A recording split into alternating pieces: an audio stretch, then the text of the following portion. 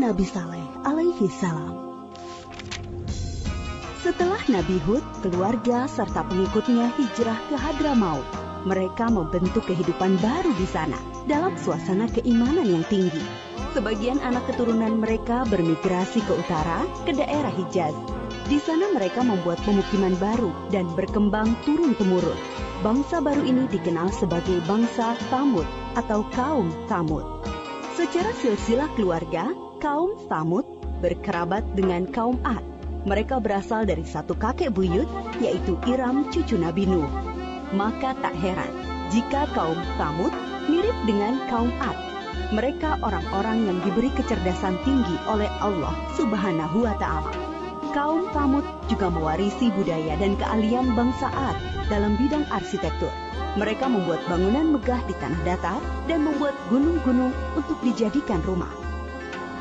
Kaum Tsamud sangat mahir dalam ilmu pahat. Mereka membuat relief-relief yang indah. Kota mereka yang terkenal adalah Al-Hijr. Pengairan, pertanian, dan peternakan mereka berkembang sangat baik, serupa kaum Ad dahulu. Pada mulanya, kaum Tsamud menarik pelajaran berharga dari pengalaman buruk kaum Ad. Karena itu mereka beriman kepada Allah Subhanahu wa Ta'ala. Mereka hidup dalam kedamaian dan ketaatan kepada Allah. Tetapi setelah beratus-ratus tahun berjalan, kejayaan membuat mereka menjauh dari ketakwaan kepada Allah. Mereka, terutama pembesar-pembesarnya, mulai angkuh. Penindasan kepada orang-orang miskin dan lemah di antara mereka. Kebohongan, kecurangan menjadi biasa bagi mereka. Kaum Tsamud juga mulai menyembah berhala dan diteruskan turun-temurun oleh anak cucu mereka. Mereka melupakan ajaran Allah dan menuruti bujukan setan. Allah tidak membiarkan manusia dalam kesesatan tanpa ada petunjuk. Karena itu, Allah memilih Saleh untuk menjadi utusan bagi kaum Tsamud. Saleh berasal dari keluarga terpandang di kalangan kaum Tsamud. Kecerdasan yang menonjol, rendah hati, dan ramah, pandai bergaul, serta sabar. Bakat kepemimpinannya sudah tampak sejak muda. Saleh disukai oleh kaumnya. Mereka berharap Saleh akan menjadi pemimpin mereka. Setelah menerima petunjuk-petunjuk yang jelas dari Allah Subhanahu wa Ta'ala, Nabi Saleh alaihi salam memulai dakwahnya kepada kaumnya. Hai kaumku, sembahlah Allah. Dialah yang menciptakan kamu dan menjadikan kamu mampu memakmurkan bumi. Dan mohon ampunlah kepada Allah Subhanahu wa Ta'ala atas dosa-dosamu. Takutlah kamu kepada azab Allah. Tetapi kaumnya menjawab, Hai Saleh, kami sungguh kecewa kepadamu. Selama ini kami mengharapkan kau akan jadi pemimpin kami. Sekarang kau melarang menyembah berhala-berhala. Padahal ini adalah warisan nenek moyang kami. Kami tidak mau mengikutimu. Kebanyakan kaum Tsamud tidak mau percaya kepada dakwah Nabi Saleh, terutama para pembesar-pembesarnya. Hanya sebagian dari mereka yang menyambut seruannya, terutama dari golongan-golongan miskin dan lemah. Para pemuda kaum Tsamud mengejek orang-orang lemah itu, tetapi iman mereka sudah kokoh kepada seruan Nabi Saleh. Melihat hal itu, para pemuda kaum Tsamud menjadi sakit hati dan gusar. Keangkuhan mereka menjadi-jadi. Mereka tidak mau kehilangan pengikut. Mereka ingin Nabi Saleh tidak mempunyai pengikut sama sekali. Mereka berusaha agar orang-orang beriman itu meninggalkan Nabi Saleh dan kembali menyembah berhala mengikuti mereka. Kemudian mereka menantang Nabi Saleh untuk mendatangkan mukjizat. Mereka berpikir, tentulah Nabi Saleh tidak bisa memenuhinya, dan jatuhlah wibawahnya di mata para pengikutnya. Dengan demikian, orang-orang beriman itu akan meninggalkan Nabi Saleh. Hai Saleh, jika kau benar seorang nabi, perlihatkan kepada kami mukjizat. Kalau tidak, tentulah engkau pembohong. Nabi Saleh menjawab, Akan kutunjukkan kepadamu suatu mukjizat, tapi dengan syarat, kalian harus mengikutiku menyembah Allah. Mereka menuju Bukit Berbatu. Nabi Saleh memohon kepada Allah dengan penuh kesungguhan supaya diberi mukjizat. Dari dalam batu besar, keluarlah seekor unta yang sangat istimewa. Besar, gemuk, berbulu tebal, sangat bagus, dan hamil 10 bulan. Para pemuka kafir sangat terperanjat. Kaum Tsamud memang ahli dalam memahat batu.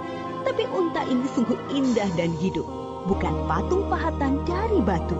Nabi Saleh berkata, Inilah unta Allah, jangan kalian mengganggunya, supaya tidak turun azab atas kalian. Dia mempunyai giliran makan dan minum dengan kalian. Sehari biarkan dia minum dari sumber air. Sehari giliran kalian dan ternak kalian. Unta itu bebas berkeliaran di pemukiman kaum Tsamud. Pada hari di mana unta itu minum dari sumber air mereka, semua ternak menyingkir seolah mempersilahkannya. Air susu unta itu cukup untuk memberi makan banyak orang setiap hari. Siapapun boleh memerahnya, tetapi tidak boleh mengganggunya. Tapi semua ini tidak menjadikan pemuda-pemuda Tsamud beriman kepada Allah dan Nabi Saleh. Sejak itu, pengaruh Nabi Saleh semakin besar. Bertambah kuat keyakinan orang yang beriman. Para pemuda Tsamud semakin cemas. Mereka takut wibawa mereka makin turun dan tidak mempunyai pengikut lagi. Maka mereka mengadakan rapat rahasia untuk menghentikan dakwah Nabi Saleh. Mereka sepakat untuk membunuh unta mukjizat itu. Para pemuda Tsamud menyuruh 9 orang untuk membunuh unta itu. Mereka ini adalah para penjahat yang dikenal berani dan kejam. Bersama-sama mereka membunuh unta. Ada yang memanah dan seorang menyembelihnya. Pemuda Tsamud mengumumkan pembunuhan unta itu dengan congkaknya. Mereka berpikir dakwah Nabi Saleh akan terganjal. Tentu banyak orang beriman yang akan meninggalkannya karena mukjizat yang sudah tidak ada. Masyarakat sangat sedih dan ketakutan mendengar kabar itu. Mereka sedih karena tidak bisa lagi minum air susu unta ajaib itu dan takut azab Allah akan benar datang menimpa mereka. Para pemuda Tsamud mendatangi Nabi Saleh dengan angkuh dan penuh rasa kemenangan.